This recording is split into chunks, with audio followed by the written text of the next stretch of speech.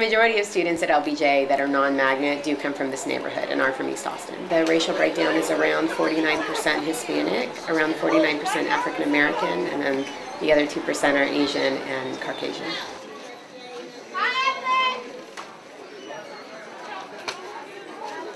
Magnet's about 54% white, about 26% Hispanic, about 10% Asian, and about 8% African American.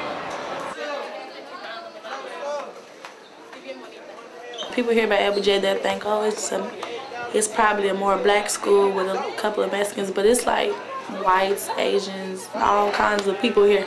So I think that's cool. The magnet program is on one side and the CAPS is on the other. So we really don't see them unless we have the same lunch with them or something like that. But sometimes you'll see magnet kids coming down here. Like I said, just because they're in magnet doesn't mean they don't have friends that's in CAPS, because I have friends that's in magnet.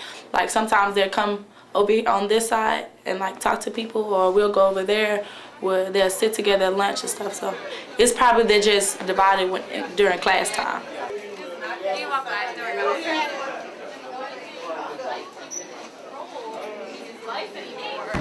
There was this unfortunate separation between the magnet students and the home students. And I had, I think, just a couple of classes, maybe two. I had a speech class and I had a health class, which are required non-magnet classes.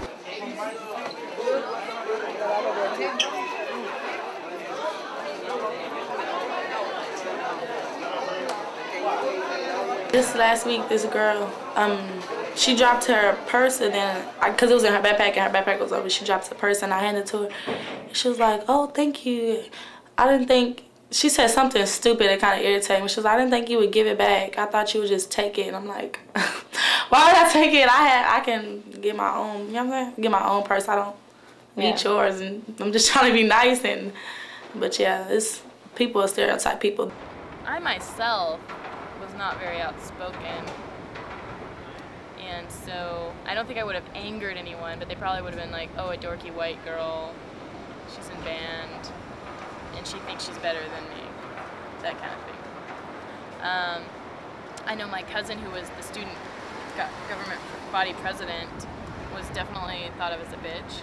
She was an aggressive, smart lady, and she was the leader of the whole black graduation gown debacle.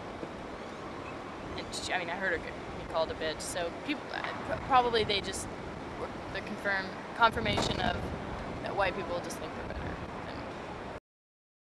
The only time that I felt like there was somewhat of a conflict was senior year, and we were deciding on the robe color for graduation. And traditionally, LBJ's graduation, since it's been established, the robe color is purple. And so then the magnet kids got this idea. They were like, well, we want, you know, because the school, black is one of the school colors, we were like, let's do black robes this year because that's better than, you know, metallic purple. And so it kind of, that was the first time that it had become like a, you know, kids from the neighborhood versus the magnet kids. And that was towards the end of my senior year that I ever became aware of such a thing. And we ended up going with purple because that was the school's tradition and what it had traditionally been, and we were all happy with it in the end. But that was the first time that I felt like, you know, maybe there was some tension. I think there is tension, but not a lot. I think there's more like tension within CAP students. You know, like the whole racial thing. I think sometimes people tend to take it a little bit overboard. Yeah, sometimes the CAP students, some of them pick on the LASA students because, you know, they do it. The beginning of the year, like I say, like the second or third week, we had a riot against Mexicans and blacks or whatever. Like I think it was stupid. I think they had no reason to fight because, like, you know, they had it on the news about, I think it was Aikens or another school had a riot or something like that. And so they just decided to have a riot, and then like they messed our lunch up. Now we have shorter lunches. We used to have like an hour, now we got like 45 minutes or 50 minutes. I'm from East Austin, and they think it's like bad drive-bys and gang bangers coming to school, you know what I'm saying? But I think they get bad impressions, but it's not really nothing like that.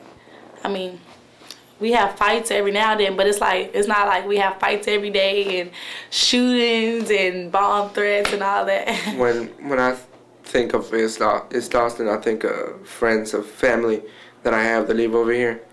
I think of a place where I can go and not see friends walking in the streets. Like, I mean, I think it's like a big family. You know, like everybody sticks together. Although there's people that you may not like and you may not talk to, they're still part of your environment. So it's like your own little environment, you know. Like when I first came over here, you know, I didn't really know anybody, but the fact that people show you love when you're out in the street, you know, and when you just walk by and people are cool with you. And I mean, some people are, you know, they try to mess with you, but most of everybody's pretty cool. I think that I wouldn't be proud of who I was had I not seen so many different types of people growing up. Like, I'm proud to be an Iranian American, even though there's so much, you know, weird tension between Iran and the United States. I'm still proud of my cultural background, and I think that seeing the community's pride in LBJ and who they are allowed me to feel that at a young age and build on that. So they treasured that experience. I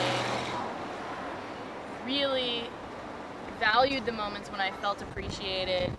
I valued the moments when I felt that I was genuinely appreciating people that were so very different than myself. Me, yes, I needed that environment to see something different.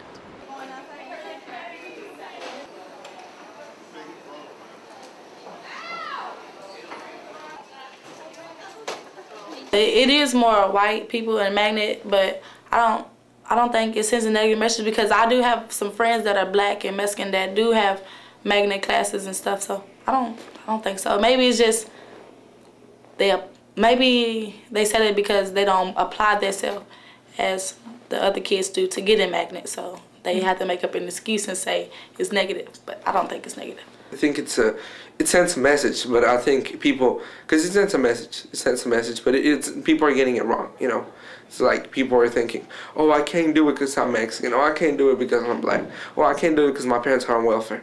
That's not what it is. It's, dude, come on, you can make it, man. Look us up there. I mean, these people are not going to represent what you think.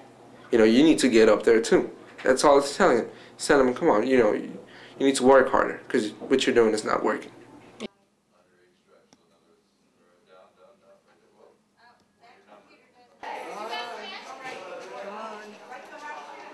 I think I want to go to college in Houston or down here.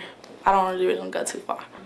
Well, see, me personally, I like boxing a lot. Like, boxing is my favorite sport. That's what I want to dedicate my life to. Hopefully one day open up my own gym and help people in the community. I try to get everybody to watch it with me, from my neighbor to my little sister. I don't care. I don't discriminate. I'm like, man, come on, come watch some boxing with me. And some people don't like it, but I mean, you know, it's a sport, and many people don't understand what it is. But you know, it's just like us, you know, some people don't understand us because of who we are or what we act like.